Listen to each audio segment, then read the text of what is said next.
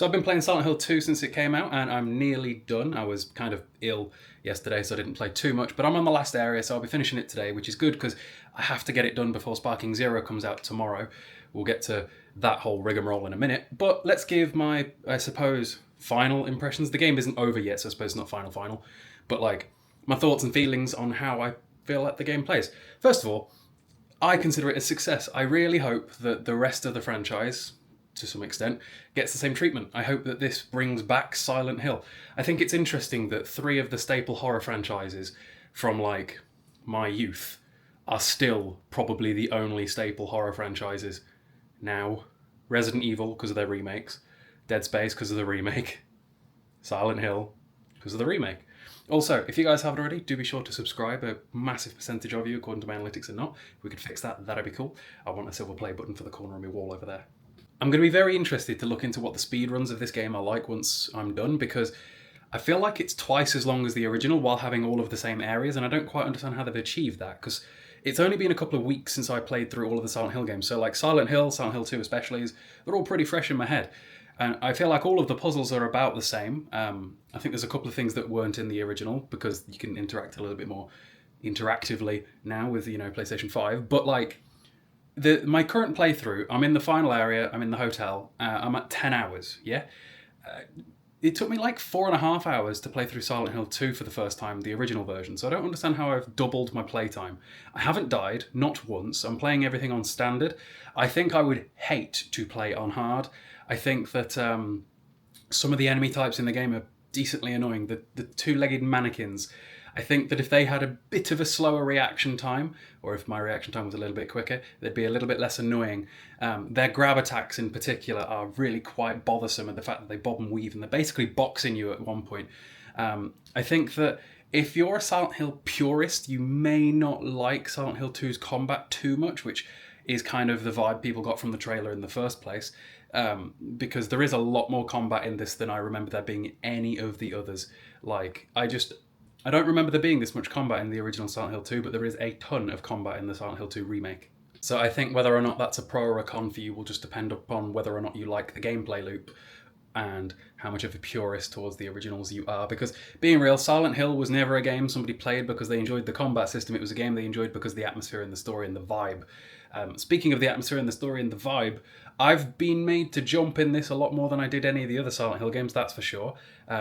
Being made to jump isn't necessarily a vibe or a thought into how scary the game is, though, because I could make you jump right now if I just randomly screamed at you. You'd jump.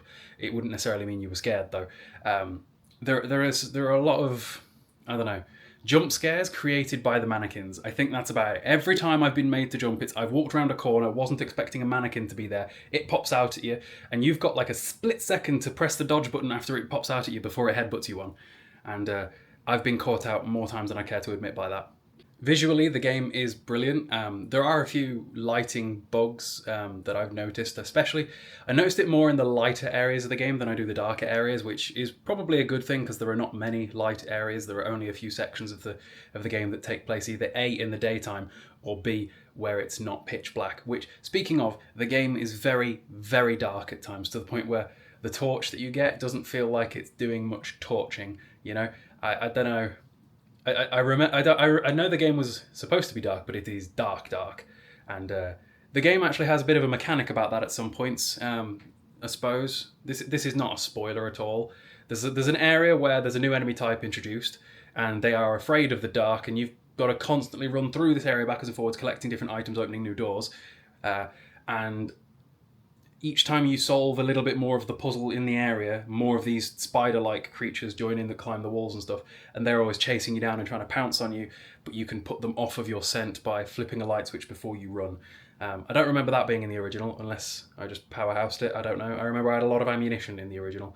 And speaking of which, I kind of have a lot of ammo this time, because I'm treating it very much the way I do Resident Evil, where especially Resident Evil 4, the original one. So anyone that's ever played Resident Evil 4 back when it came out, if you got a bit sweaty with it, you know the whole headshot, kick, stab, stab, stab, save bullets, right? Here, you can kind of do the same thing. So for example, the mannequins, while they go down to 3 handgun bullets, shoot them in the leg once, and then 2 pipe smashes, and you've dropped them with 1.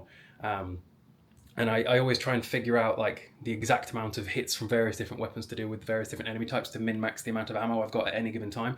At one point I had like 70 shotgun rounds because I just hadn't used it, but then I encountered a boss that used half of it, and then the next boss after that used quite a bit too. So speaking of which, this game brings back something that I miss being a thing from games when I was younger, in that the different weapon types matter. It feels like in a lot of games these days that the weapons are just arbitrary and every weapon is as effective as every other weapon because they want you to be able to use whatever you want and have fun, but that means that all of the weapons in essence, besides how they look and sound, are effectively the same. Whereas in old school games, if you had a magnum, it didn't matter what the kind of magnum was. If there was a magnum in an older game, you knew that was a powerful weapon that probably didn't have much ammo but would drop anything in a lot of hits. If you had a shotgun, you probably weren't going to get too much ammo for that either, but you knew it was going to be pretty good for stopping power, right? This brings that back. This feels like a very old gamey game, and that is what I hoped it would. I like this.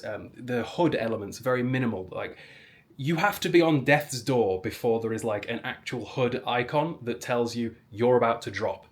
The map system in the game is very similar to Resident Evil, or about the same as it was in the original Silent Hills, I guess. I love this map system where it's an in-game map. It's not like a menu map and you pull it up and figure out where to go. Basically, the gameplay loop is you walk into a new area, you get a new map, you look at all of these new doors that you've got to open, you try every single door, some will open, some will not. The ones that will usually lead to something that help you open the other ones until you have finally progressed through the area, like an hour and a half later. And I really enjoy that gameplay loop. It's why I quite find the mansion from Resident Evil 1 really cozy, or the RPD from Resident Evil 2. So this is very much so up my alley there. One quality of life upgrade that I would really enjoy that just isn't in the game, and I don't think they'd do it because it is a Resident Evil thing, is I would love it if there was some sort of icon on the map that said when a room had all of the items cleared from it, because less so mid to late game, but in the early game there were times where I was getting stuck in terms of not knowing where to go, and it was because I'd missed an item in a room or something like that. Whereas in Resident Evil, you know how the rooms are marked red or green depending on whether or not you've fully explored them or not. That would have prevented that from happening. Again, it's a little bit hand-holdy, but it's a quality of life thing, you know, it would have been nice. Maybe an accessibility option. Like I said, I haven't yet finished the game, but so far so good in terms of the storyline staying intact, and I don't think they've changed anything from the original, right down to, like, right at the very beginning when he first gets the radio, there is a massive hint over the radio that tells you, if you pay really good attention to it, exactly what the story is about. That's still there, which is cool, and I didn't expect them to do that, because I just didn't. I think one of the biggest changes is obviously with the different over-the-shoulder third-person shooter style that we're going with here, the bosses have had to be changed too, and for the most part I think they're all fine, because in the other Silent Hill games it did very much so feel like as long as you had ammunition it was just a battle of attrition, where stand back from boss, fire until either you run out of ammo or the boss drops, and provided you'd managed your ammo well enough, the boss would used to drop. Whereas now it's a little bit more engaging because of the dodge mechanic and the fact that some of the enemies can destroy the environments that you're in, and some of the enemies have got like weak points or points where they don't take damage, where they're invulnerable and stuff like that. There are not too many bosses throughout the game. Like, I think it's exactly the same amount as bosses as were in the original game, to be fair. I don't think there's any that were not in it. I think in terms of differences between the original game, there is a couple of like semi-optional areas that typically just lead to a little bit more loot. So there's that. The only occasion that I can think of where they went a little bit censored in terms of like modern isms, as it were, is one of the boss fights in the original where what it was displaying was very penetrative, as it were. They kind of nerfed that aspect of it a little bit here to be a little less on the nose as to what was going on with that character. That was the only time where I noticed the boss fight differed like hugely in terms of how it played out versus the original or the arena, you know? Something they didn't do here that I kind of thought they would, because it's again a bit of a common trend at the minute because of Resident Evil, is they haven't turned Pyramid Head into like a pursuer type enemy. They didn't turn him into like a Nemesis, Mr. X, Lady Dimitrescu style character, which I wouldn't have been surprised if they did. There was one area that I've been through where he did randomly pop up and start chasing me that wasn't like a set cutscene, like that was where it was going to lead into a cutscene. It was just I walked into an area where I'm trying to find an item and all of a sudden Pyramid Head is there. Avoid him. But I don't remember if that was in the original or not. I think it might have been, but that is the only occasion that I can think of where he appeared like a pursuer type enemy rather than just like a set scripted boss fight, you know? Do I think this replaces the original Silent Hill 2? In terms of playability, yeah, it probably does, because Silent Hill 2, the original, which I have about 4 versions of now because I own the HD collection on PS3 and 360, and then I've got the original PS2 version there, and then I also have the Silent Hill collection on PS2 as well. The problem with that version of the game, it is very much so abandonware these days. If you're going to play Silent Hill 2, probably the best way to play it, and the way that I played it despite all these physical versions, is the PC Enhanced Edition, which you can figure out very easily how to obtain and play with a bit of Googling. But I think for the vast majority of mainstream people, it will replace Silent Hill 2, the original, because at this point, many people haven't played them because they're not playable. You got to remember that we live in an era where gamers that are like 21 and below, PlayStation 3 and 360 are considered really old. Like, I have seen, again, because of my TikTok, I see people talking about how like 2014 was a very long time ago when it comes to gaming, even though we had like Last of Us remastered in 2014. We had Assassin's Creed Unity, which is still one of the, once the bugs were patched anyway, one of the best visual games of all time. We're getting far enough in the future now that like younger gamers, modern gamers, don't like going so far back as PlayStation 2 and beyond, because even PS3 and 360 to them is like retro and like too far to go back, because even PS3 and 360 are approaching 20, which is mad, but they won't go that far back. So I think Silent Hill 2 probably does replace it for many. The only people I think Silent Hill 2 Remake won't replace the original for are purists and people that really, really, really love the original. I don't think that this is like Resident Evil 4 Remake, where Resident Evil 4 Remake for me did not replace the original. It's just a companion piece where it's just 2 awesome versions of the game.